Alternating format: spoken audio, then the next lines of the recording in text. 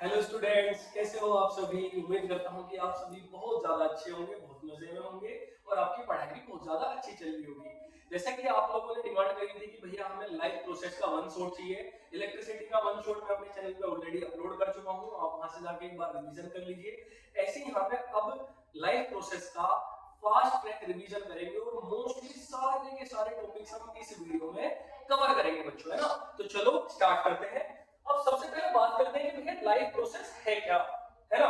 तो बेसिकली भैया life process है क्या। भाई लाइफ मतलब क्या है भैया, जीवन। प्रोसेस मतलब भैया उसको चलाने का तरीका। तो यानी कि बेसिकली हम अपनी लाइफ यानी कि जिंदगी को चलाने के जो तरीके करते हैं भैया, वही हम किसके अंदर पढ़ते हैं, लाइफ प्रोसेस के अंदर।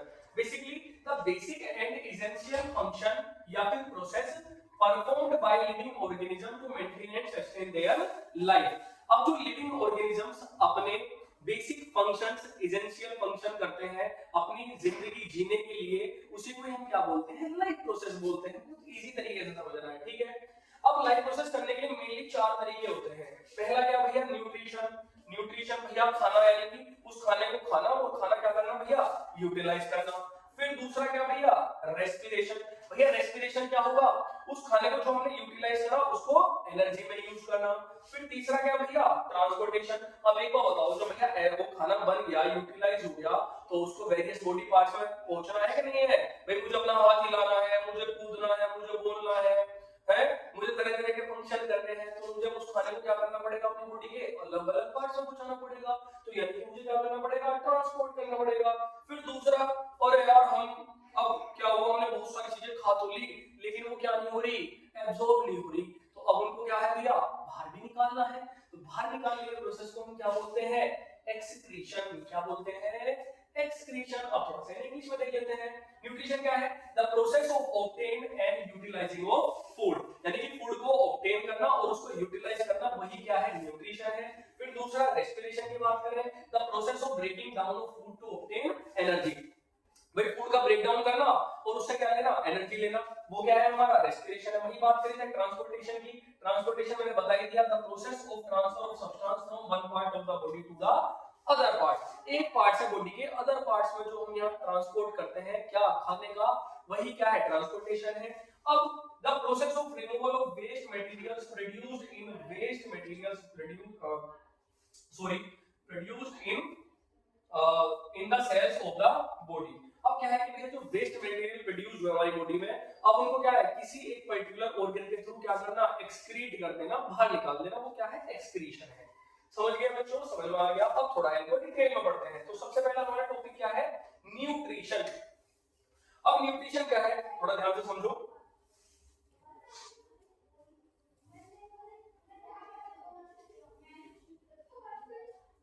चलो अब न्यूट्रिशन के दो टाइप होंगे, एक पहला क्या है, ऑटोट्रोपिक न्यूट्रिशन और दूसरा क्या है, हेटेरोट्रोपिक न्यूट्रिशन। अब ऑटोट्रोपिक न्यूट्रिशन क्या है कि भैया अपना खाना खुद ही बनाना, है ना, खुद ही सारे काम करना, वो ऑटोट्रोप के अंदर आता है। और हेटेरोट्रोप क्या है कि भैया अपना खाना किसी दूसरे से कंज्यूम करना, ठीक है, वो हेटेरोट्रोप के अंदर आएगा। तो ऑटोट्रोपिक न्यूट्रिशन क्या है, organisms makes it's own food from simple inorganic materials. Example green plants, autotrophic bacteria. ये एग्जांपल याद रखना भैया, ग्रीन प्लांट्स, जो प्लांट्स अब तुम थोड़ी ना उनको खाना देने जा रहे हो कि ले बेटा पानी, ले बेटा पेड़ तो पानी पी ले बेटा पेड़ तो ये ले रोटी खा ले। ओहो नहीं नहीं, अच्छा पिज्जा खाएगा आज, नहीं नहीं भैया वो अपना खाना खुद ही बना लेते हैं, तो वो किसके अंदर आएगा, ऑटोट्रोप के अंदर आएगा। वही अगर बात करी जाए हेटेरोट्रोपिक न्यूट्रिशन क्या है कि ऑर्गेनिजम्स कैन नॉट मेक और synthesise its own food from simple inorganic materials, उसको हम क्या बोलेंगे, क्या बोलेंगे, हेटेरोट्रोपिक न्यूट्रिशन, ठीक है। जैसे कि example human, cats, fungi, leech etcetera. अब जो हेटेरोट्रोपिक न्यूट्रिशन है वो पहली तीन तरीके का होगा। पहला होलोजोइक, दूसरा सेप्रोफाइटिक, तीसरा पैरासाइटिक। अब होलोजोइक क्या होगा कि जो ऑर्गेनिज्म है अपना खाना क्या है भैया, कंज्यूम करा और इंटरनली क्या कर लिया, उसको डाइजेस्ट कर लिया, ठीक है। तो होलोजोइक न्यूट्रिशन हो गया। जैसे कि एग्जांपल वो human beings, dog, cat, amoeba, paramecium, ये सब किसके एग्जांपल है, होलोजोइक न्यूट्रिशन के। भाई तुम्हारे अंदर खाना कोई और थोड़ी डाइजेस्ट कर रहा है, तुम्हारी इंटरनल ऑर्गन तो डाइजेस्ट कर रहे हैं उस खाने को खुद से।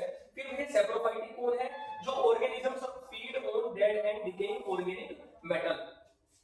अब कुछ ऑर्गेनिज्म ऐसे होंगे जो कि सड़े गले मांस वगैरह को खाते हैं, तो वो किसके अंदर आएंगे, सेप्रोफाइटिक न्यूट्रिशन होगा उनके अंदर। जैसे कि fungi, bread mouse, east, mushroom, ये सब किसके एग्जांपल है?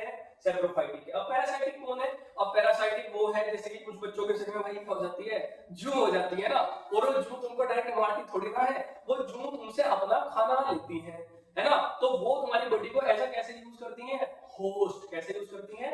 होस्ट की तरह यूज करती है, ठीक है। तो वो किसके अंदर आता है? पैरासाइटिक न्यूट्रिशन के अंदर आता है। इसके एग्जांपल है लाइस, लीच, टेपवर्म, कैस्केटा और अमरबेल, ये सब किसके एग्जांपल है? पैरासाइटिक।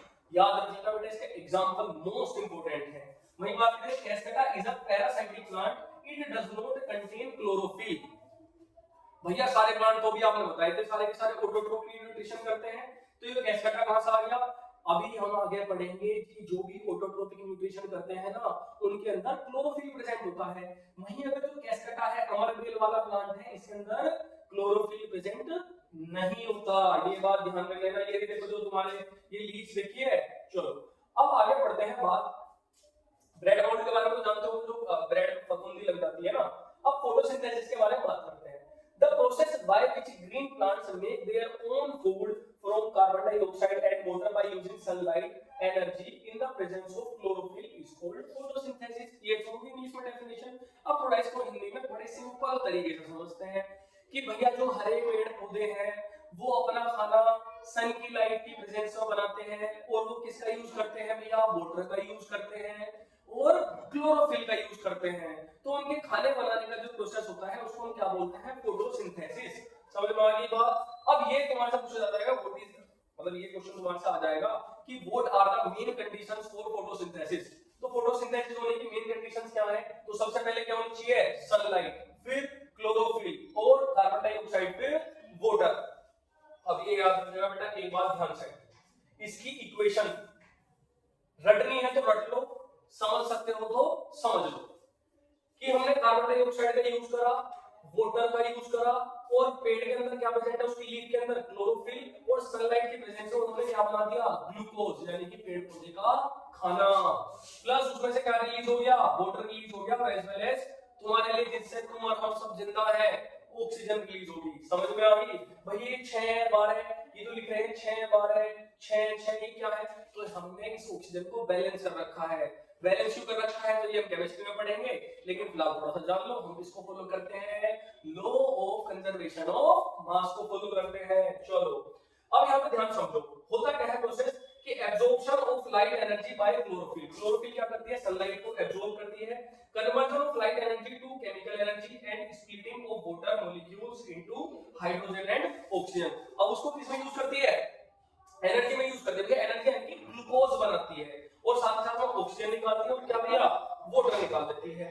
अब क्या होगा भैया? यहाँ से reduction of carbon dioxide to carbohydrates. Carbon dioxide use करी थी कि नहीं करी थी? अब उससे क्या बन गया? कार्बोहाइड्रेट्स। कार्बोहाइड्रेट्स मतलब क्या हो गया वहां पे? अरे क्या हो गया? ग्लूकोज बनेगी वहां पे। समझ में आ गई बात? नहीं समझ में आ गई? अब थोड़े से मेन क्वेश्चंस, बेसिक क्वेश्चन के बारे में चलते हैं कि फोटोसिंथेसिस होता कहां है? तो कहां होगा भैया? क्लोरोप्लास्ट। फोटोसिंथेसिस की साइट क्या होगी? क्लोरोप्लास्ट होगी, ठीक है। फिर अगर बात करें जाए भैया कि क्लोरोफिल प्रेजेंट कहां होगी, तो क्लोरोफिल प्रेजेंट होती है हमारी green coloured organelle. Sorry, chlorophyll क्या होती है हमारी?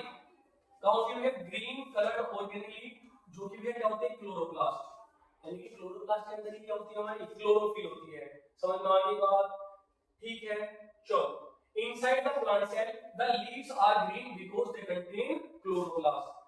जो लीव्स हमारी ग्रीन होती है ना, वो क्यों ग्रीन होती है? क्लोरोफिल की वजह से नहीं, वो इसलिए ग्रीन होती है क्योंकि उनके अंदर क्या प्रेजेंट है? क्लोरोप्लास्ट प्रेजेंट है, ठीक है। अब chlorophyll is present in which organelle? Chloroplast और ऑर्गन। फिर उसके बाद कहां प्रेजेंट होते हैं? लीफ में, ठीक है। यानी कि जो क्लोरोप्लास्ट है वो प्रेजेंट है हमारा लीफ में। फिर बात करें फिर carbon CO2 enters through stomata. CO2 किसके थ्रू एंटर करती है? लीव्स की। स्टोमेटा के थ्रू एंटर करती है। अब स्टोमेटा क्या होता है भैया? एक टिनी पोर प्रेजेंट होता है in on the surface of the leaves. Basically ये समझ लो, जो स्टोमेटा है ना, वो सांस को ले रहा है पेड़ में और सांस को छोड़ रहा है, वो कौन है? स्टोमेटा है। समझ में आ गई बात? ठीक है, कंफ्यूज मत होना, ये रहा स्टोमेटा। स्टोमेटा जब यहाँ पे क्या करता है? एब्जॉर्ब करता है H2O, तो क्या हो जाता है? स्वेल्स, फूल जाता है, यानी कि ओपन हो जाता है।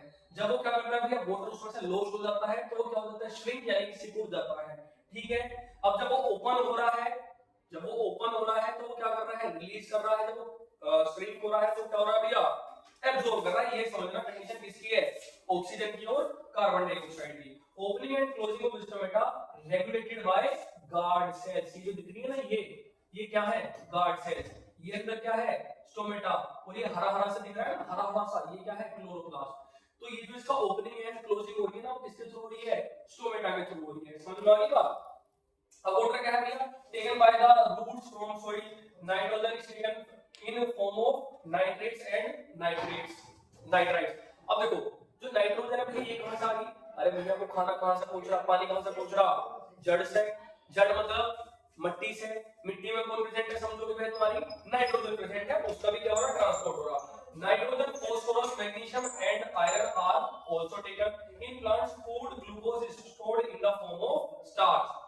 याद रखना बेटा, ये इंपॉर्टेंट बात है कि प्लांट्स में जो फूड है वो किस फॉर्म में स्टोर होता है, स्टार्च की फॉर्म में। किसकी फॉर्म में स्टोर होगा, स्टार्च की फॉर्म में स्टोर होगा। In animals it stored in the form of glycogen. और हमारे अंदर, तुम्हारे अंदर भैया, हम एनिमल्स हैं, जानवर है, हाँ तो भैया हम जानवर हैं, हम जानवरों की कैटेगरी में है। समझ में आ गई बात, हम जानवरों की कैटेगरी में। तो हमारे में किस फॉर्म में स्टोर होगा, ग्लाइकोजन। प्लांट्स में किस फॉर्म में स्टोर होगा, स्टार्च की फॉर्म में। अब देखो यहाँ पे बात करते हैं फोटोसिंथेसिस, ये अक्सर क्वेश्चन आता है, इंपॉर्टेंट है कि डेजर्ट प्लांट के अंदर फोटोसिंथेसिस कैसे होता है। तो डे टाइम में stomata remains close to conserve water, कि भैया दिन में क्योंकि धूप ज्यादा है तो स्टोमेटा क्या रहेगा भैया, क्लोज रहेगा। क्यों क्लोज रहेगा, उसको अपने अंदर क्या एब्जॉर्ब करके रखता है, वो वाटर को एब्जॉर्ब करके रखता है। नाइट टाइम में क्या होगा, स्टोमेटा ओपन हो जाएगा और किसको एब्जॉर्ब करेगा, CO2 को, क्योंकि CO2 जरूरी है भैया। अब CO2 को एब्जॉर्ब कर लेगा तो CO2 को taken at night, used to prepare glucose in day time. और भैया उसे नाइट टाइम में यूज करेगा, फिर दोबारा डे टाइम में क्या बना देगा भैया, वो फोटोसिंथेसिस का अपना प्रोसेस कर लेगा। समझ में आ गई बात। तो मैं उम्मीद करता हूं कि बेटा आप लोग समझ पाए होंगे।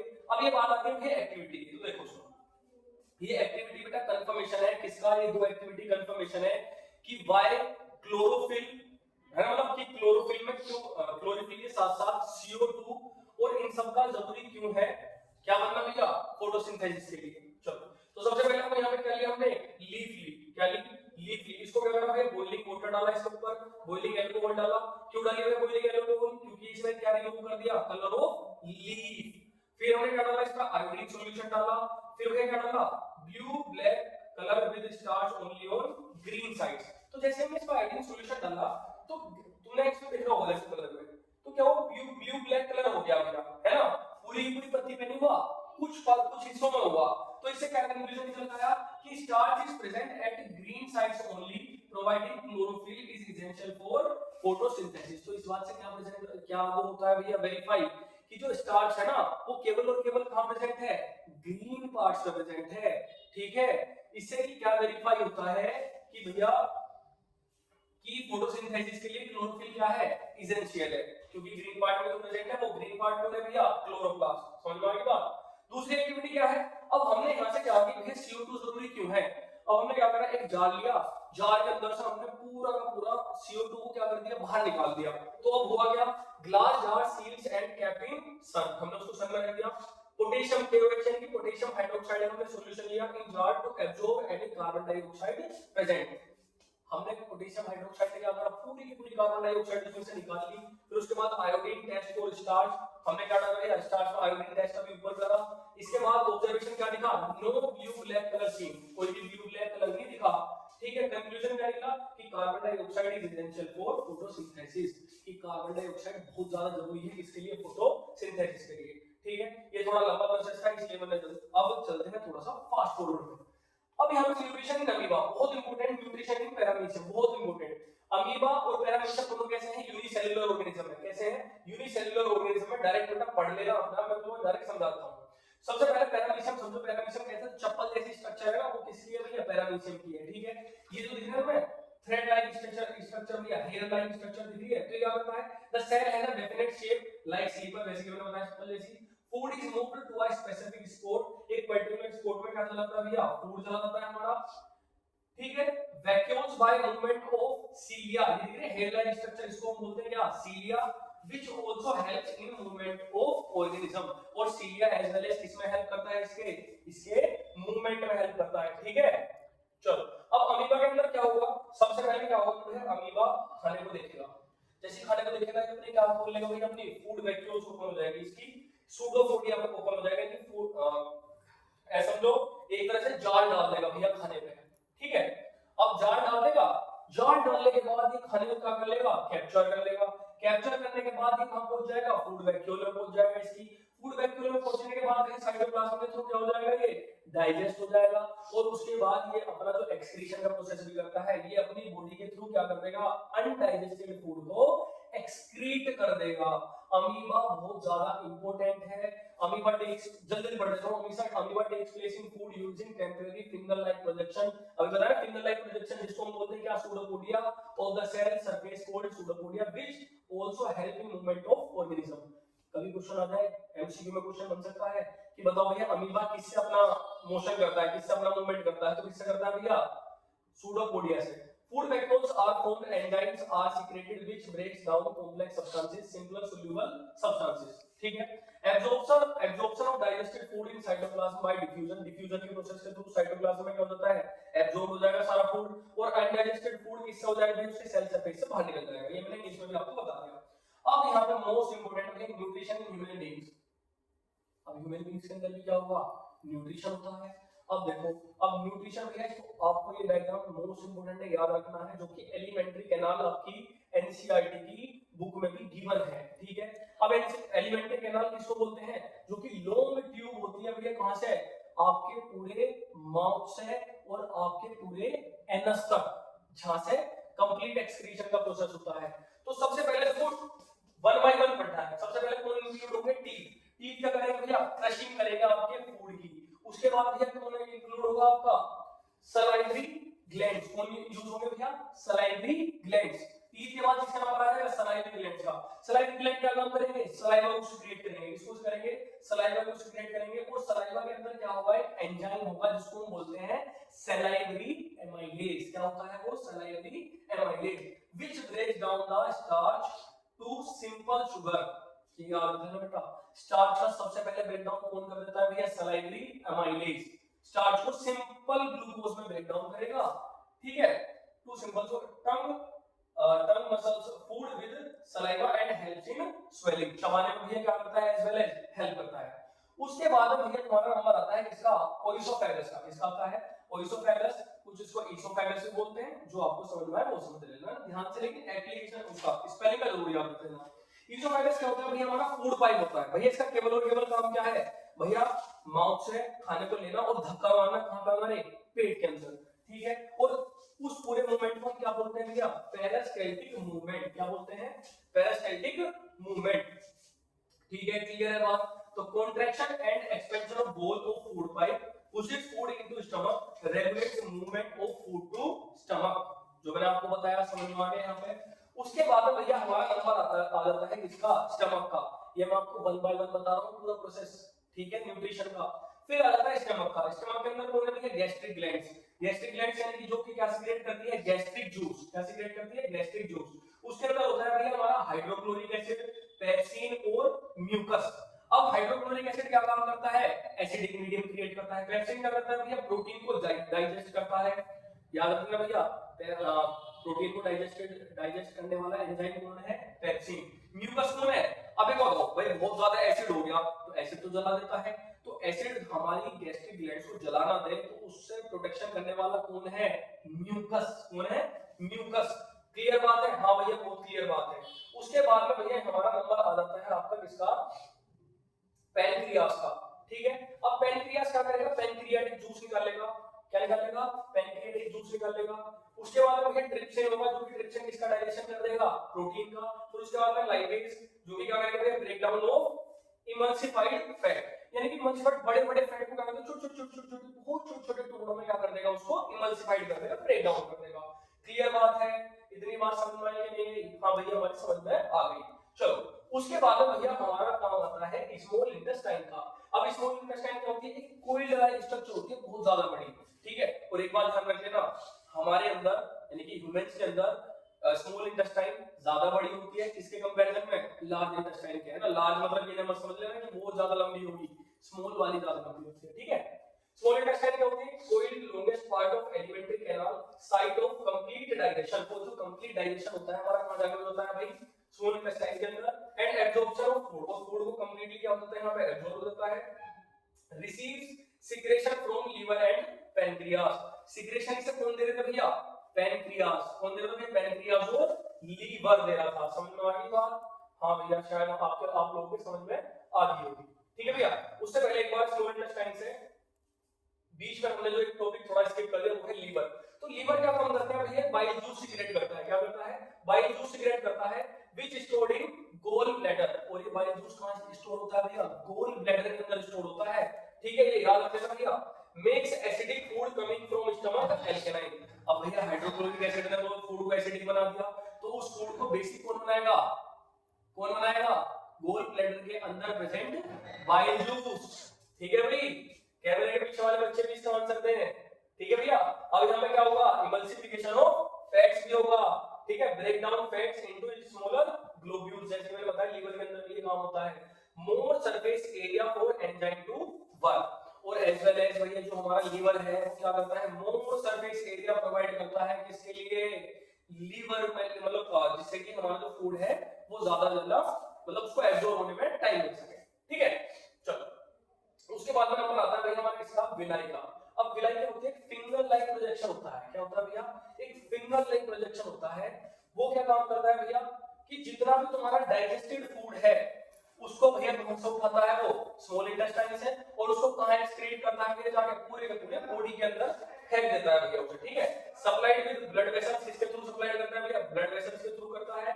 Hence digested food is absorbed and taken to all cells of body. Clear बात है, समझ में आ गई, बहुत बढ़िया। अब देखो ये कुछ टॉपिक्स है याद रखना भैया। प्रोटीन्स, प्रोटीन्स के अंदर क्या प्रेजेंट होगा, अमीनो एसिड। कार्बोहाइड्रेट्स के अंदर क्या, कार्बोहाइड्रेट्स क्या कंटेन करेंगे, ग्लूकोज। क्या कंटेन करेंगे, ग्लूकोज। ठीक है भाई, क्लियर बात है। फैट्स के अंदर क्या होगा, फैट्स यानी कि fatty acid plus glycerol. Fats के अंदर क्या प्रेजेंट होगा, फैटी एसिड प्लस ग्लिसरॉल। अब बात करेंगे लार्ज इंटेस्टाइन, जिसको हम बोलते हैं कोलन। क्या बोलते हैं, कोलन। चलो अब क्या हुआ भैया, जो अनएब्जॉर्ब्ड फूड है, क्या है, अनएब्जॉर्ब्ड फूड है। अब वो बेचारा कहीं ना कहीं तो जाएगा, तो उसका हमारे जो बॉडी के अंदर जो गाहक है ना, मतलब जो बेचारा उसका ध्यान रखने वाला है, वो कौन है, लार्ज इंटेस्टाइन है। तो वो सारा अनएब्जॉर्ब्ड फूड उठाएगा कहां से, पूरी बॉडी के अंदर से मेनली, है ना। और उसको भैया कहां कर देगा, लार्ज इंटेस्टाइन अपने पास ले लेगा, एब्जॉर्ब्ड मोर। अब एक बात भाई, जब कचरा होता है, सड़कों पे कचरा पड़ा है, उसमें कुछ काम की चीज होगी नहीं होती, तो ऐसे हमारी बॉडी के अंदर जो कचरा है उसके भी अंदर कुछ काम की चीज है, उस काम की चीजों को निकाल लेता है। अब वो काम की चीज कौन है भैया, वोटर है। क्या है, वोटर है। अब वोटर को क्या कर लेगा, लार्ज इंटेस्टाइन एक्सक्रीट कर लेगा, और रेस्ट ऑफ द मटेरियल को एनएस के थ्रू क्या कर देगा, बाहर फेंक देगा। समझ में आ गई बात। अब एनएस क्या करेगा, exit of waste material by anus is regulated by anus स्प्लिंचर।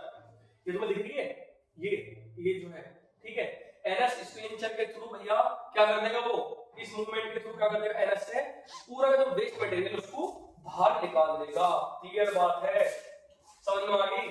चलो अब अगर बात करें जाए भैया हर्बीवोरस की, है ना, बात करें जाए भैया हर्बीवोरस की, तो हर्बीवोरस के अंदर क्या होता है भाई, लोंगर स्मॉल इंटेस्टाइन होती है for digestion of cellulose which is hard to digest and require more time to break down and get absorb. बेटा एक ध्यान रखना ये बात कि हर्बीवोरस के अंदर क्या होगा भैया, लार्ज इंटेस्टाइन, मतलब लार्ज स्मॉल इंटेस्टाइन होगा, और स्मॉल लार्ज इंटेस्टाइन होगा। भैया तो कंफ्यूज हो गया, तो तुम्हें याद रखना जो स्मॉल है वो लार्ज मतलब बड़ा है, जो लार्ज है वो छोटा है, बस इतना ध्यान रखो। कार्निवोरस के अंदर क्या है भैया, उल्टा होगा, शॉर्टर स्मॉल इंटेस्टाइन होगा, since meat is easier to digest, जिससे कि मीट क्या हो गया, इजीली क्या हो जाएगा, डाइजेस्ट हो जाए। अब ये क्या है भैया, एक वो है एक्टिविटी हमारी। क्या एक्टिविटी है भैया, कि भैया चेक करने के लिए अब हमने क्या किया, एक ट्यूब ली, ठीक है, टेस्ट ट्यूब ली, दोनों के एक के अंदर तो क्या गया, स्टार्च प्लस सलाइवा लिया, और एक टेस्ट ट्यूब के अंदर क्या लिया हमने, खाली स्टार्च लिया, और उसमें क्या डाल दिया हमने, आयोडीन। क्या डाल दिया, आयोडीन। जैसे आयोडीन डाला तो नो कलर, कोई भी कलर यहां पे नहीं दिखा हमें, पहले वाले में जिसमें सलाइवा था, तो इससे क्या कंफर्मेशन हुआ कि स्टार्च प्रेजेंट नहीं है। और दूसरी वाली में हमने देखा कलर भी चेंज हो गया, तो इससे क्या मिला भैया हमें कि स्टार्च प्रेजेंट है। तो कंक्लूजन क्या निकलता है, saliva causes breakdown of starch, कि सलाइवा क्या है भैया, बहुत ज्यादा जरूरी है किसके लिए, स्टार्च के लिए। क्वेश्चन आता है, ठीक है, कि why saliva is necessary for breakdown of starch, तो आप उसमें ये वाली बात लिख के आएंगे, आपको नंबर पूरे मिलेंगे। अब आ जाता है भैया अगला क्या, रेस्पिरेशन वाला। तो भैया ध्यान से सुन लो, हम फूड को ब्रेक डाउन करेंगे और एनर्जी को एब्जॉर्ब करेंगे पूरी बॉडी में, वो क्या है हमारा रेस्पिरेशन है। रेस्पिरेशन और ब्रीथिंग क्या है भैया, एक अलग अलग प्रोसेस है। ब्रीथिंग क्या है, फिजिकल प्रोसेस है, रेस्पिरेशन क्या है, केमिकल प्रोसेस है। इसमें क्या है, इनहेलिंग, ब्रीथिंग क्या है, inhaling exhaling, inhaling exhaling. Respiration क्या है, process of breaking down of food to produce energy. Breathing में क्या है, कोई एनर्जी रिलीज नहीं होती, इंस्टेड एनर्जी क्या है जरूरी है, तो भाई सांस लेने के लिए छोड़ने के लिए तो एनर्जी चाहिए कि नहीं चाहिए, हां भाई चाहिए। रेस्पिरेशन क्या है, energy is release in the form of ATP, adenosine triphosphate. ATP की फॉर्म में एनर्जी रिलीज होती है बेटा, ध्यान में लेना भैया। ये ब्रीथिंग लंग्स में हैपन होती है और रेस्पिरेशन सेल्स में हैपन होती है, क्लियर बात है। अब रेस्पिरेशन के लिए भैया फ्यूल, सबसे इंपॉर्टेंट फ्यूल क्या है, फ्यूल क्या है, तो ऑक्सीजन। सबसे ज्यादा जरूरी क्या है भैया, ऑक्सीजन। ऑक्सीजन सबसे ज्यादा जरूरी है किसके लिए, रेस्पिरेशन के लिए। समझ की बात क्लियर है भैया। अब देखो ये वाला चार्ट आपने अक्सर देखा होगा, आपके पेपर में भी आता है, ठीक है, अक्सर आपके पेपर में भी आता है। समझो बात को कि ग्लूकोज यानी कि C6H12O6 साइटोप्लाज्म में जाएगा तो ये क्या बनेगा, एक पाइरुवेट बनेगा जो कि 3 कार्बन का मॉलिक्यूल है और क्या रिलीज होगी, एनर्जी रिलीज होगी। 3 कंडीशन होगी, एक तो क्या होगा भैया एब्सेंस ऑफ ऑक्सीजन, जो कि भैया क्या होगा, ईस्ट के अंदर होगा। ध्यान रखना जब भी एब्सेंस ऑफ ऑक्सीजन की बात होगी तो किसके अंदर होगा, ईस्ट के अंदर होगा। जब भी ईस्ट के अंदर होगा तो वहां पे जो बाई प्रोडक्ट बनेंगे हमारे वो क्या होंगे, ethanol plus carbon dioxide plus energy. समझ में आ गई बात। इथेनॉल तुमने कार्बन डाइऑक्साइड कंपाउंड वाले चैप्टर में पढ़ लिया होगा, ठीक है। ये क्या है, used to produce beer, beer जो कि अच्छे लोग नहीं पीते हैं ना बियर, तुम्हें इथेनॉल समझ रहे हो, सुना होगा बियर के बारे में, वो इसमें मतलब इससे यूज करते हैं, ठीक है, समझ में आ गई बात। अब लैक ऑफ ऑक्सीजन जो कि इनकम्प्लीट ऑक्सीडेशन ऑफ ग्लूकोज भी है, उसमें क्या होगा, लैक्टिक एसिड बनेगा, है ना, और साथ ही साथ में क्या होगा, तुम्हारी एनर्जी रिलीज होगी, जिसको हम बोलते हैं फर्मेंटेशन। क्या बोलते हैं, फर्मेंटेशन। तुमने सुना होगा अक्सर कि भैया यार मतलब मैं एक्सरसाइज कर रहा हूं, ओहो मेरा क्रैम्प आ गया, मेरा क्रैम्प आ गया। तो बेसिकली क्रैम्प क्या है कि तुम्हारे उस टाइम पे जब तुम बेटा रनिंग कर रहे हो, कुछ एक्सरसाइज कर रहे हो, तो ऑक्सीजन तो कम जा रही है आपकी बॉडी में, ऑक्सीजन कम जाने की वजह से वहां पर एब्सेंस ऑफ ऑक्सीजन होगी, तो इनकम्प्लीट वहां पे क्या हुआ, ऑक्सीडेशन हुआ किसका, ग्लूकोज का, जिसकी वजह से लैक्टिक एसिड बन गया, ठीक है। बाकी पूरी कंप्लीट अगर आपको ऑक्सीजन मिलेगी तो ये होता किसके अंदर है भैया, माइटोकॉन्ड्रिया के अंदर। तो वहां पे क्या बन जाएगा, carbon dioxide, water plus energy. इसको बोलते हैं एरोबिक रेस्पिरेशन, और इसको जो इनकम्प्लीट वाला है इसको बोलते हैं एनारोबिक रेस्पिरेशन। इसके बीच का डिफरेंस है बेटा, इसको जरूर ध्यान से पढ़ लेना। अब रेस्पिरेटरी सिस्टम ऑफ ह्यूमंस, इसको हम ध्यान से समझते हैं कि भैया जो रेस्पिरेशन का प्रोसेस है वो कैसे कैसे है। तो सबसे पहले वन बाय वन जो स्टेप बाय स्टेप है समझेंगे। तो सबसे पहले जो एयर है वो किसके थ्रू एंटर करेंगे, हमारे नोस्ट्रिल्स के थ्रू एंटर करेगी, ठीक है। फिर उसके बाद भैया क्या होगा, नेसल पैसेज, जो हमारे ये दिख रहा है आपको नेसल पैसेज है ना, जिसके अंदर हेयर प्रेजेंट होते हैं, समझ में आ गई बात। उसके बाद में भैया हमारी जो जाएगी वो कहां पे जाएगी, हमारे फायरिंग्स, हवा का जाएगी भैया firings, common passage for food and air. ये किसके लिए है, फूड के लिए, किसके लिए है, एयर के लिए। फिर उसके बाद भैया कहां पे जाएगी वो, लारिंक्स में, ये दिख रहा है आपको जो हमारा वॉइस बॉक्स है, produces sound, contains vocal cord, जो कि मैंने आपको बता दिया, ये बहुत बार देखो 2023 21 इन सब में आपसे पूछा गया है। फिर उसके बाद भैया एक्शन में आ जाएगा हमारा कौन, ट्रैकिया, ट्रैकिया क्या है हमारा, विंड पाइप। फिर उसके बाद में हमारे आएगा भैया rings of cartilage, prevents air passage from collapsing. अब ऐसे भी हो सकता है तुमने बहुत ज्यादा हवा खींच ली, नुकलो मैं बोलूंगा खाली हवा खींच के, तो भैया ऐसा नहीं होगा। रिंग्स ऑफ कार्टिलेज क्या कर लेगा, तुम्हें प्रोटेक्ट कर लेगा तुम्हारे इसको भैया, इसोफेगस को, लारिंक्स को, फारिंक्स को, समझ में आ गई बात, बहुत बढ़िया, ठीक है। उसके बाद में वो हवा पहुंचती है हमारे कहां पे भैया, ब्रोंकाई में। कहां पहुंचती है, ब्रोंकाई में।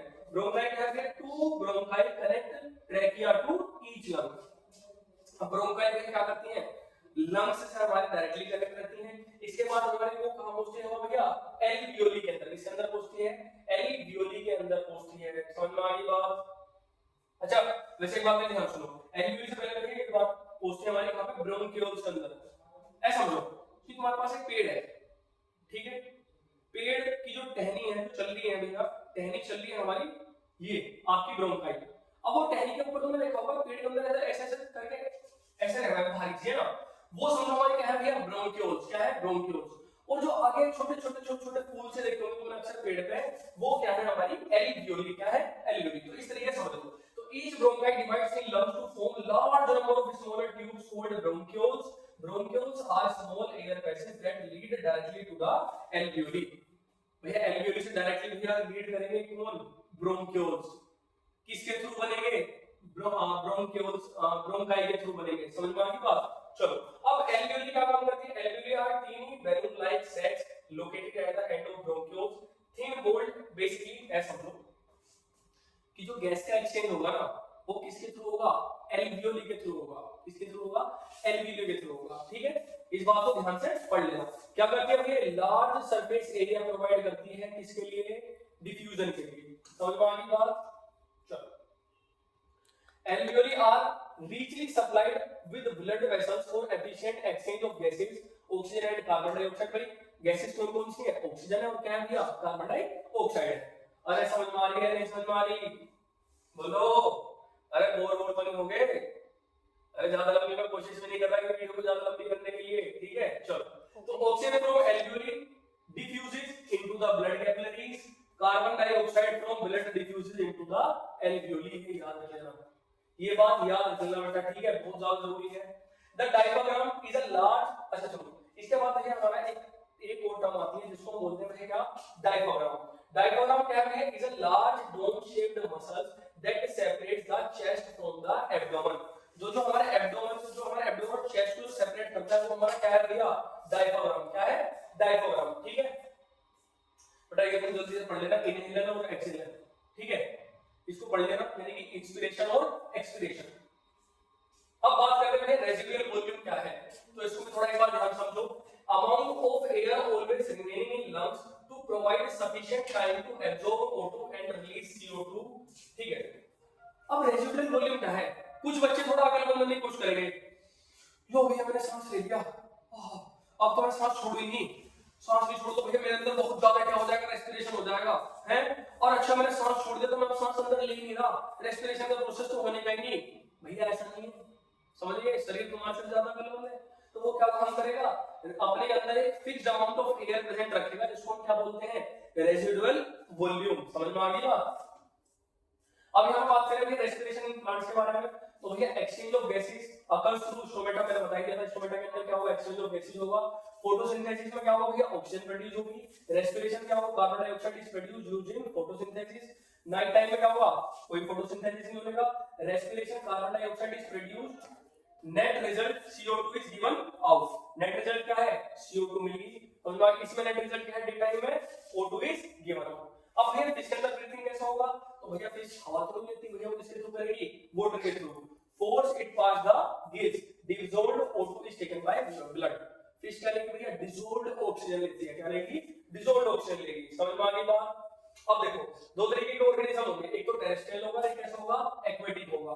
टेरेस्ट्रियल वाले कैसे होंगे, एटमॉस्फेयर से अपने ऑक्सीजन कंटेन करेंगे, और जो एक्वेटिक यानी पानी वाले होंगे वो कैसे करेंगे, पानी का यूज करेंगे, डिसॉल्व्ड ऑक्सीजन कंटेन करेंगे। इसको बेटा ध्यान से एक बार पढ़ लेना।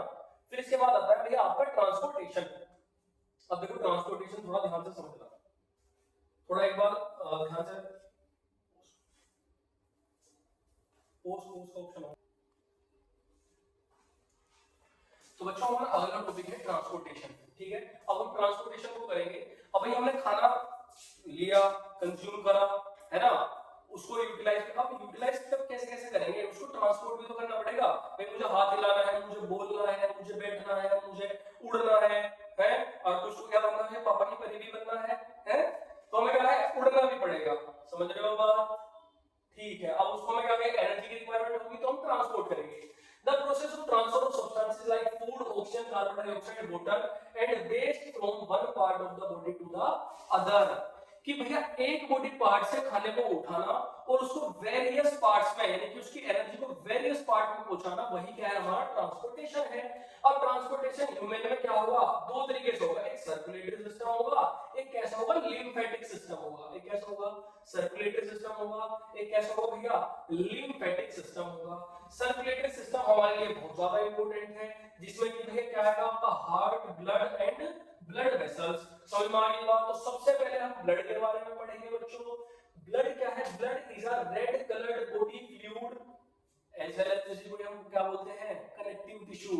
अरे जब खून निकलता है तो लाल रंग का ही होगा ना, समझ गए। That circulates throughout the body carrying essential substance to cell and removal waste products. अब जो वेस्ट प्रोडक्ट भी हैं, अच्छे अच्छे प्रोडक्ट्स भी हैं। सेल्स के थ्रू कौन ट्रांसफर करेगा? ब्लड ट्रांसफर करेगा। समझ में आ गई बात? सब ठीक है। अब ब्लड क्या है, तुम्हें ऐसे लग रहा? ब्लड के अंदर भैया कंपोनेंट हो गए, समझ गए? कंपोनेंट कौन से? तो देखो वालों, ब्लड के अंदर कंपोनेंट होते हैं भैया plasma, RBC, WBC, platelets. Plasma का काम करेगा भैया fluid medium transport food, carbon dioxide and nitrogenous waste, जो कि भैया क्या होता है, पेल येलो कलर का। समझ रहे हो? उल्टी है भैया, ये क्या है? प्लाज्मा ट्रांसफर कर रहा है ब्लड का। समझ में आ गई? जो वेस्ट है हमारी बॉडी का। फिर भैया आरबीसी, जो रेड कलर दिख रहा है ना भैया, वो क्या है? हीमोग्लोबिन। हीमोग्लोबिन के वजह से तो आरबीसी के अंदर क्या हुआ? Haemoglobin and transport oxygen. Haemoglobin is a protein found in red blood cell, binds with oxygen, transports oxygen and carbon dioxide। ये भैया क्या काम करेगा? तो देखो ध्यान समझो, ऑक्सीजन एंड कार्बन डाइऑक्साइड को जो ट्रांसपोर्ट करता है वो कौन करता है? ब्लड। किसकी हेल्प लेकर करेगा? हीमोग्लोबिन की हेल्प लेकर करेगा। It also gives red colour to blood, और ये साथ के साथ में रेड कलर भी देता है भैया किसको? ब्लड को। और कौन देगा? हीमोग्लोबिन। तो ये याद रखना बेटा। अब डब्ल्यूबीसी क्या है?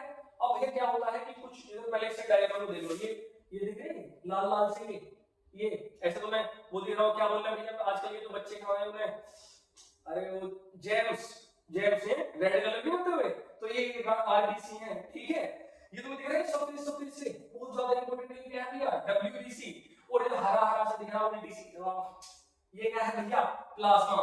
और जिसके अंदर से आ रहा है ना पाइप, जिस पाइप के थ्रू आ रही है वो है ब्लड वेसल्स हमारा, ठीक है। समझ लो तो आपको ध्यान से। अब है डब्ल्यूबीसी बहुत ज्यादा जरूरी है भैया। डब्ल्यूबीसी का मतलब fight infection, produce antibody to kill pathogens, provide immunity. अब ये डब्ल्यूबीसी क्या करेगा? ये क्या करेगा भाई? हमारी बॉडी के अंदर एंटीबॉडी बनाएगा। एंटीबॉडी क्यों बनाएगा? कि तुम्हारी बॉडी के अंदर जो इन्फेक्शन वगैरह आ रहा है ना, वायरस वगैरह आ रहा है, तो उसे मारने के लिए जो भैया अपने बंदे तैयार करेगा, बॉडीगार्ड तैयार करेगा, वो कौन रहेगा? आरबीसी। अब प्लेटलेट्स क्या काम करेंगे भैया? भाई खाना खून निकल गया, अब वो खून निकलता है थोड़ा ना रहेगा, निकल जाएगा तो मर जाओगे, तो भैया उसे रोकने का काम कौन करेगा? प्लेटलेट्स। कौन करेगा? Platelets. Stops bleeding by blood clotting. तुम्हारे जो थक्का ही नहीं होता, खून का थक्का चलेगा फिर वो आ जाएगा भैया, तो वो किसकी वजह से हो रहा है? प्लेटलेट्स की वजह से। अब भैया important, blood vessels, network of tube through which blood is pumped around the body. पूरी बॉडी के अंदर जो भैया ब्लड हमारा फैल रहा है ना, वो किसके थ्रू फैल रहा है? ब्लड वेसल्स के थ्रू फैल रहा है, ठीक है।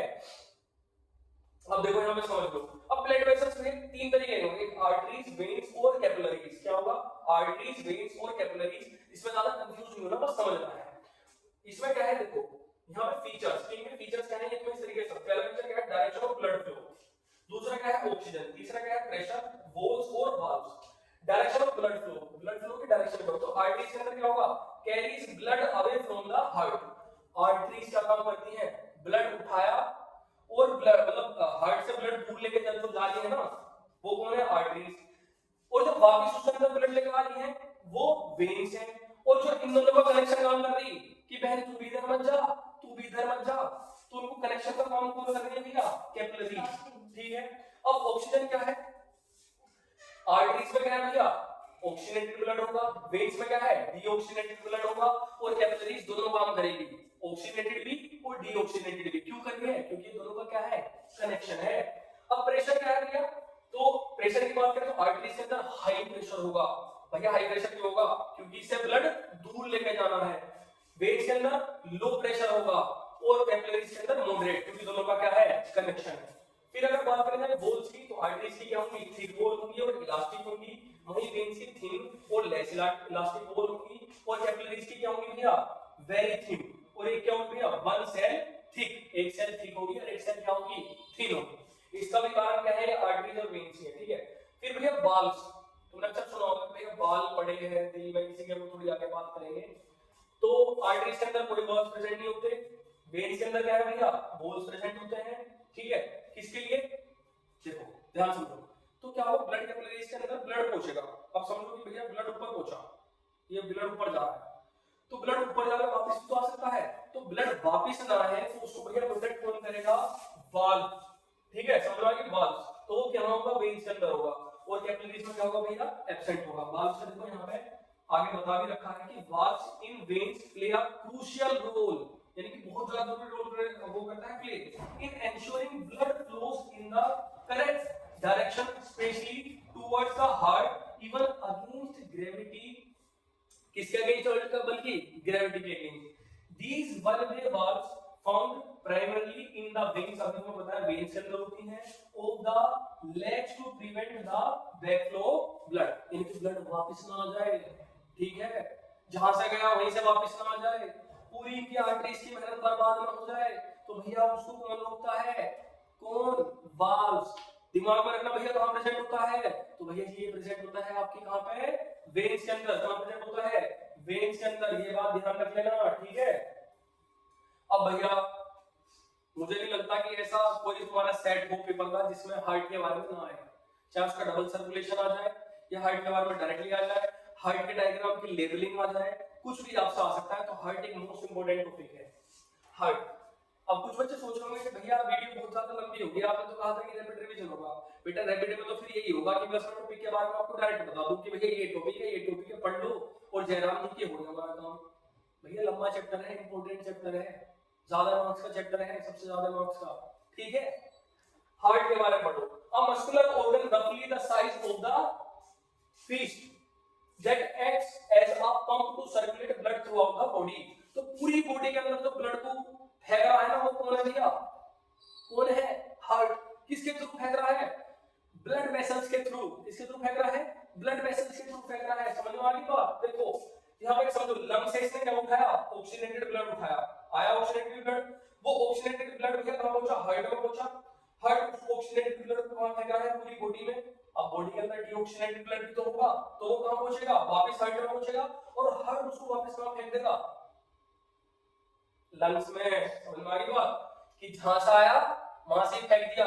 इसी को ही बोलते हैं क्या? कंजर्वेशन। जो पहले था वही बाद में रहेगा। समझ में आ गई बात? ये बात ध्यान रखना। जो लार्जेस्ट आर्टरी है ना हमारी बॉडी के अंदर, वो ओल्टा है या एरोटा, जो तुम्हारा मन करे। स्पेलिंग याद रखना, मेन कंसर्न स्पेलिंग का है बस। लार्जेस्ट वेन कौन सी होती है? जो होती है वेना कावा। कौन सी होती है? Vena cava. लार्जेस्ट आर्टरी होती है ओल्टा, ठीक है। अब चलो पढ़ते हैं प्रोसेस। तो जो पल्मोनरी वेन है वो क्या उठाएगी भैया? ऑक्सीजनेटेड ब्लड उठाएगी। क्या उठाएगी? ऑक्सीजनेटेड ब्लड उठाएगी, और वो कहां डाल देगी? ब्लड में तो 4 हिस्से होते हैं, 4 हिस्से पहले ये समझो 4 हिस्से। एक क्या है सबसे ऊपर वाला? Left atrium. भैया ये तो आपका सीधे वाला हिस्सा है, लेकिन आपको पढ़ना है उल्टा, लेफ्ट आर्टरियम। फिर उसके बाद ब्लड पहुंचेगा लेफ्ट वेंट्रिकल में। कहां पहुंचेगा? लेफ्ट वेंट्रिकल में। अब वो लेफ्ट वेंट्रिकल से भैया, लेफ्ट वेंट्रिकल से तो लेके जाएगी मेन आर्टरी ओल्टा, लेके जाएगी कहां से? Oxygenated blood. कहां से लेके जाएगी? ऑक्सीजनेटेड ब्लड लेके जाएगी। क्या? कहां से? लेफ्ट वेंट्रिकल से। फिर उसके बाद वो कहां पहुंचेगा? बॉडी ऑर्गन से पहुंचेगा। अब बॉडी ऑर्गन से जो डीऑक्सीजनेटेड ब्लड है उसको कौन उठाएगी? Vena cava.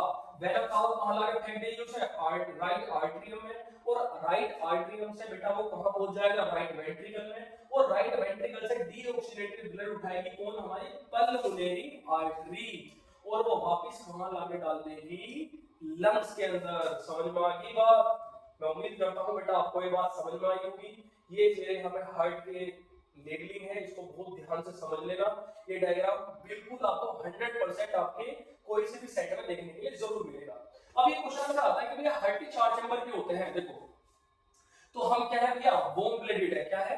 वार्म ब्लडेड है। तो अपना बॉडी का टेम्परेचर मेंटेन करने के लिए हमें क्या चाहिए भैया? पर्टिकुलर ऑक्सीजन चाहिए। इसी वजह से भैया हमारे क्या होते हैं? 4 चैम्बर होती हैं। Since oxygenated blood doesn't mix with deoxygenated blood, क्योंकि हमारे बॉडी के अंदर ऑक्सीजनेटेड ब्लड भी है, डीऑक्सीजनेटेड ब्लड भी है। उसको भैया प्रिवेंट करने के लिए हमें कितने चैम्बर की रिक्वायरमेंट पड़ती है भैया? 4 की। Richest possible supply of oxygen. क्या काम करना है भैया?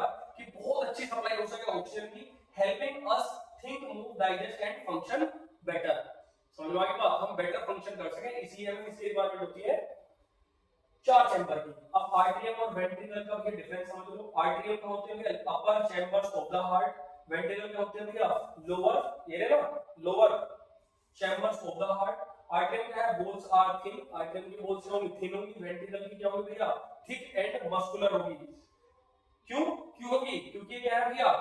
नीचे के हिस्से हैं, ब्लड भैया नीचे से लीक ना हो जाए तो भैया उसको भी प्रोटेक्ट करते हैं। Receive blood from veins, arterial कहां से रिसीव करती है ब्लड? वेन से। ये कहां से करते हैं? वेंट्रिकल, आर्टरीज से। आर्टरी के अंदर लो प्रेशर होता है, लो प्रेशर क्यों होगा? अभी वही वाला ऊपर से नीचे जो छोड़ना कुछ, अब एक और मुझे अगर नीचे से एयर छोड़ना हो तो मुझे ज्यादा प्रेशर लगा रहा है, लेकिन जैसे मैं ऊपर से इसे फेंक रहा हूं ऊपर की साइड, ज्यादा प्रेशर लगाना पड़ रहा है कि नहीं पड़ रहा? तो इसलिए यहाँ पे कैसा है? हाई प्रेशर है। ठीक है, डबल सर्कुलेशन मार कर लो, इंपॉर्टेंट लिख लो अपनी कॉपी में, तुरंत के तुरंत जरूर आएगा कॉपी में, जरूर। ठीक है, तो डबल सर्कुलेशन क्या है? Blood flows twice through the heart, दो बार हार्ट से फ्लो नहीं करता भैया ब्लड, एक बार लेफ्ट साइड से, एक बार कहां से? राइट साइड से। ठीक है, through the heart before completing a full circuit. Single circulation क्या है? Blood passes only once through the heart in a complete cycle. Double circulation में दो बार हार्ट, मतलब ब्लड का जो ब्लड होगा दो बार हार्ट के थ्रू, हार्ट में थ्रू गुजरेगा, और सिंगल में एक बार गुजरेगा। ध्यान समझो बेटा, ये डायग्राम मोस्ट इंपोर्टेंट एनसीईआरटी का डायग्राम है, कहीं कहीं और से नहीं आया। मैं कह रहा हूं कि एनसीईआरटी मस्ट है, जरूर पढ़ लेना। ठीक है भैया, systematic representation of transport and exchange of oxygen and carbon dioxide. तो ऑक्सीजन एंड कार्बन डाइऑक्साइड का एक्सचेंज कैसे हो रहा है, जो मैंने आपको वहां पे समझाया वही इसमें लिख रहा है।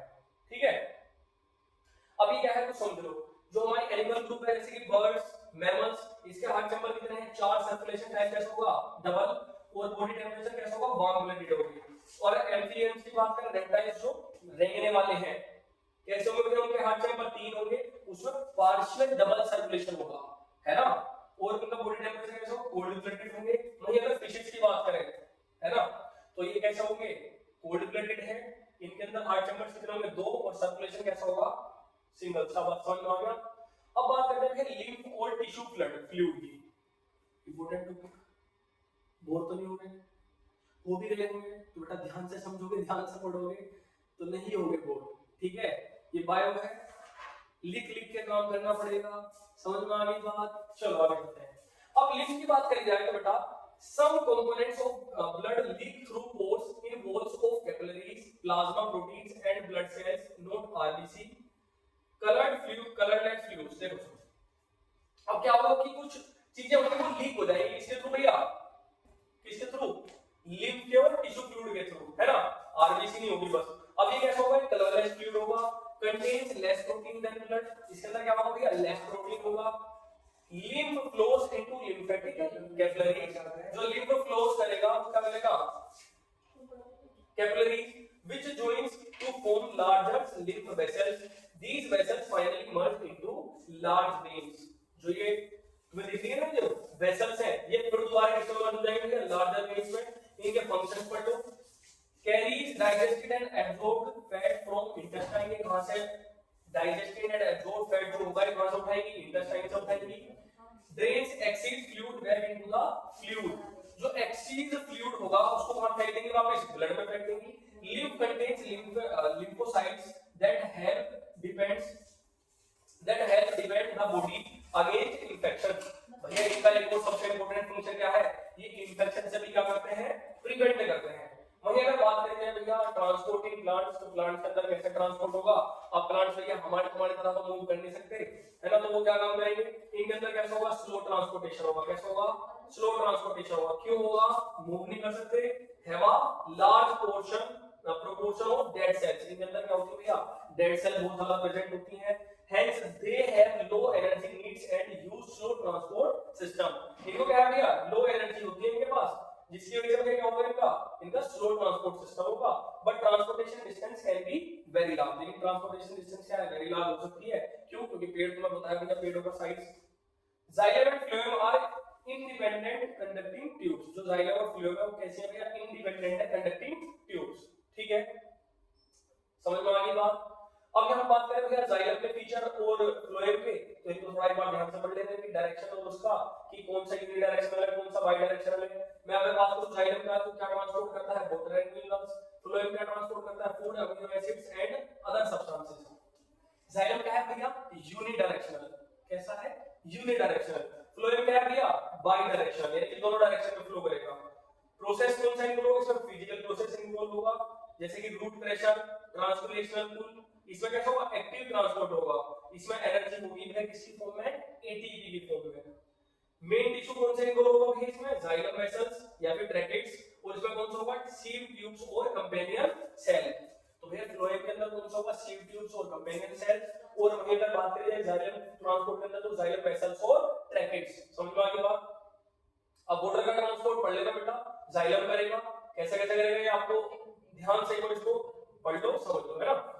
क्रिएट्स डिफरेंस, मतलब ये तुम आराम से ध्यान से पढ़ोगे समझोगे तो आ जाएगा इजीली समझ में, ठीक है। ये बेटा ट्रांसपिरेशन बहुत ज्यादा इंपॉर्टेंट है, बहुत ज्यादा इंपॉर्टेंट है, ठीक है। The loss of water in the form of vapour from the aerial parts of the plant is called transpiration. अब जो भैया हमारे पेड़ के अंदर से जो वाटर का लॉस हो रहा है ना, उस प्रोसेस को क्या बोलते हैं, ट्रांसपिरेशन। क्या बोलते हैं, ट्रांसपिरेशन। अब इसका भैया रोल क्या है, तो absorption and upward movement of water and minerals from root to leaves. ये क्या काम करेगा भैया, एब्जॉर्ब करेगा एंड अपवर्ड मूवमेंट करेगा किसका, वाटर का, मिनरल्स का, कहां से, रूट से लीव्स में, रूट से लीव्स में। टेंपरेचर रेगुलेशन करेगा, क्या भैया, कूलिंग ड्यू टू इवापोरेशन। अब इवापोरेशन की वजह से क्या करेगा, उसको कूल करेगा। डे टाइम में क्या होगा, major force is transpirational pull plus root pressure. Night time में क्या होगा, खाली रूट प्रेशर होगा। मतलब डे टाइम में क्या होगा भैया, ट्रांसपिरेशन पुल होगा और रूट प्रेशर होगा, और नाइट टाइम में रूट प्रेशर होगा खाली। अब ट्रांसपोर्टेशन ऑफ फूड कैसे होगा, तो फ्लोएम करेगा। आप लोगों को पता है कौन करेगा, फ्लोएम करेगा। इसको ध्यान से पढ़ लेना भैया। कहां से करता है, लीव्स, खाना कहां से बनता है, लीव्स में बनता है, और उसको अदर पार्ट में, प्लांट में पूछा गया कौन करेगा भैया, फ्लोएम। क्या करेगा, फ्लोएम करेगा। समझ में बाद these substances are especially delivered to the storage organ of roots, fruits and seeds to growing organs। ठीक है, ये किसमें काम होता है भैया, सीड्स में, ऑर्गन्स के ग्रो में जो हेल्प करता है वो कौन करता है हमारा,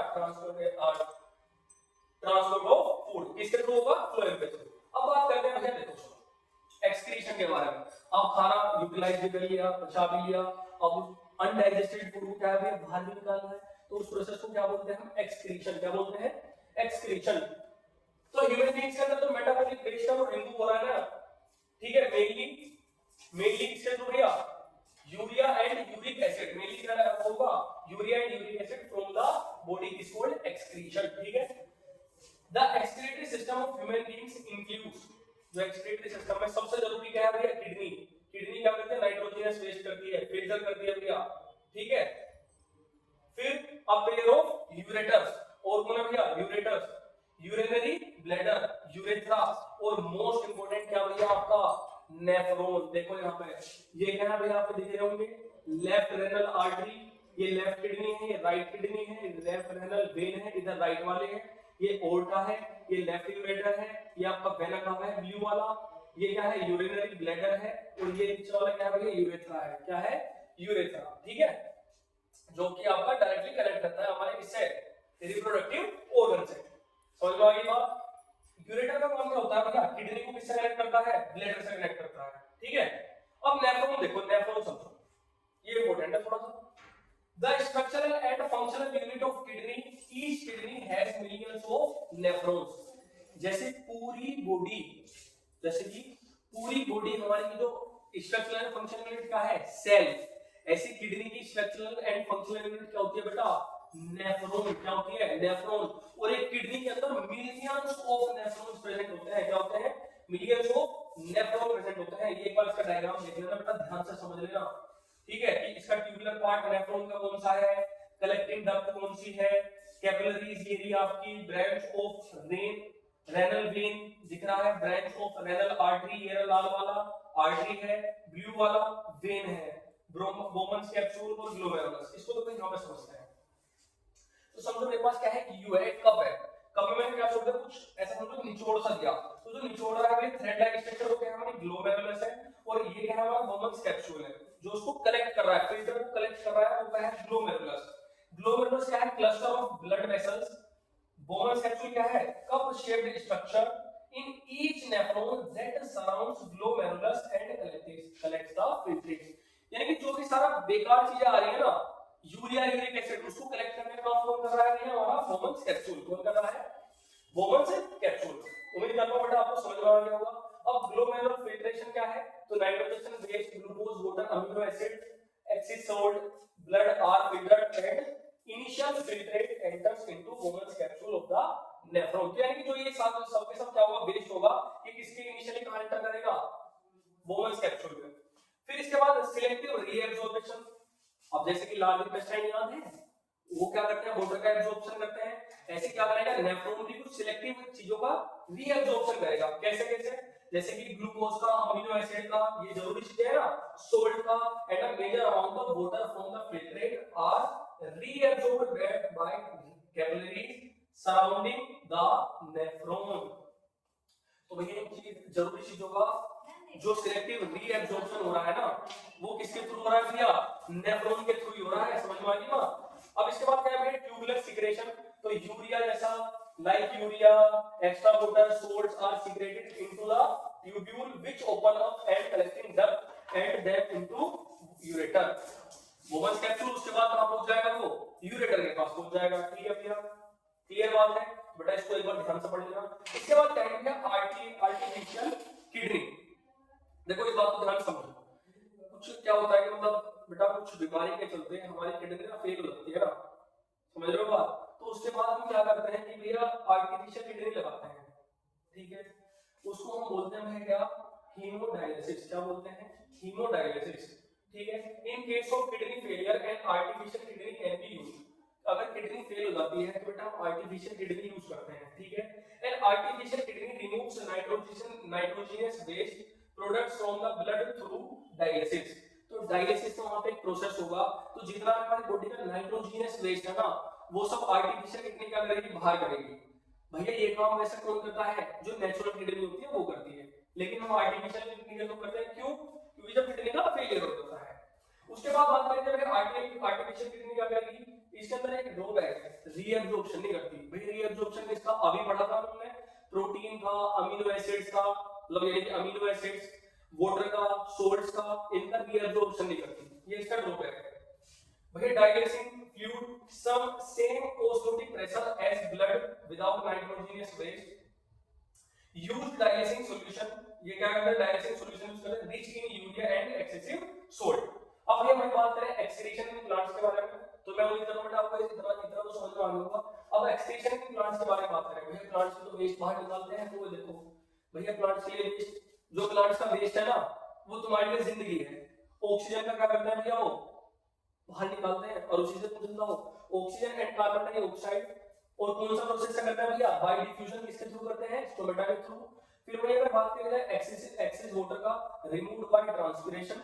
कौन से प्रोसेस के थ्रू करते हैं? ट्रांसपिरेशन के अभी पढ़ा था ना, एरियल पार्ट्स के थ्रू निकाल लेता है transpiration full.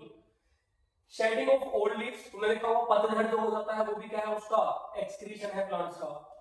Plants also secrete some waste substances into the soil around them. Plants also बेटा क्या करते हैं? सोइल के थ्रू अपना वेस्ट क्या करते हैं? निकाल देते हैं। अब कैसे पहुंचता है वो? रूट्स के थ्रू पहुंचता है। तो बेटा यहाँ हमारा ये चैप्टर खत्म होता है। मैं जितना जल्दी हो सकता था ना, जितना फास्ट हो सकता था, मैंने आपको कराने की कोशिश करी है। उम्मीद करता हूँ कि आपसे समझ में आ गया होगा। अब इसके कुछ इंपोर्टेंट क्वेश्चन के बारे में बात करते हैं। तो बेटा ये आपके क्वेश्चन है, which of the following organisms exhibiting saprophytic nutrition. आपके यहाँ पे क्वेश्चन के आंसर भी हैं। ठीक है? इन क्वेश्चन का बेटा एक बार आप स्क्रीनशॉट ले लो।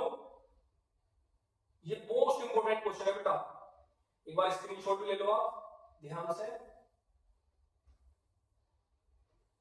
यही क्वेश्चन देखने के लिए मिलेंगे बेटा आपके पेपर में। ठीक है? और जिस बच्चे को जो क्वेश्चन समझ में आया वो एक बार पूछ लेगा। ठीक है बेटा? उम्मीद करता हूं कि आप स्क्रीनशॉट ले रहे होंगे। ये सब क्वेश्चन इंपोर्टेंट क्वेश्चन है, मोस्ट इंपोर्टेंट क्वेश्चन है बेटा ये आपके, मोस्ट इंपोर्टेंट। ये देख रहे हो सब में क्लियर लिख रहे हैं 2025 2022 2020 सब में लिख रहे हैं। और मेरी तरफ से आप लोगों के लिए एक बोनस भी हमारे क्वेश्चन खत्म होते हैं। देखो बेटा, explain the role of saliva, stomach, pancreas, ठीक है, बाइल एंड स्मॉल इंटेस्टाइन, ये सब आपके क्वेश्चन है। इनके भी स्क्रीनशॉट ले लो ध्यान से। डिस्क्राइब डबल सर्कुलेशन, पहले बताया था, बहुत इंपॉर्टेंट है। Explain the mechanism of breathing, बहुत इंपॉर्टेंट है बेटा, ब्रीथिंग का मैकेनिज्म एक्सप्लेन करना। फिजिकल प्रोसेस है बताया था। Describe the structure and function of human heart with well label diagram, human heart के बारे में जरूर बताया था मैं। Describe the structure and function of nephron, ये तो आपका मोस्ट इंपॉर्टेंट है नेफ्रॉन का।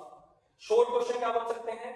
Aerobic and aerobic respiration, aerobic मतलब यानी कि कंप्लीट ऑक्सीडेशन ऑफ ग्लूकोज, और एनारोबिक मतलब इनकंप्लीट ऑक्सीडेशन ऑफ ग्लूकोज, यानी कि एक में ऑक्सीजन की कमी, एक में ऑक्सीजन की fulfil. What is the transportation, mention is advantage, transpiration, अब बताता है ट्रांसपिरेशन कुल क्या transpiration, removal of excessive water from plants, explain the process of photosynthesis, explain how oxygen and carbon dioxide are exchanged in plants, ये बहुत important है, why is the small intestine long and coiled, अभी पढ़ा था ना मैं, इसकी importance क्यों है, हार्ट यूनिवर्सिटी में, what is the dialysis, why it is required, तो ये बताया था कि किडनी फेलियर हो जाती है तो डायलिसिस का रिक्वायरमेंट होता है।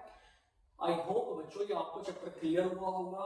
सभी बच्चों के साथ इस वीडियो को ज्यादा से ज्यादा शेयर करें जिनको कम टाइम में ये चैप्टर समझना है। ठीक है बच्चों, उम्मीद करता हूँ कि आपके सारे डाउट्स क्लियर हुए होंगे। मेरे को कमेंट करके आप जरूर बताना आपको नेक्स्ट किस चैप्टर का वन शॉट चाहिए। ठीक है, तब तक के लिए अच्छे से पढ़ते रहो, एनसीईआरटी की रीडिंग साथ के साथ में करते रहो। ठीक है बच्चों, मिलते हैं आपसे नेक्स्ट वीडियो में, तब तक के लिए राधे राधे।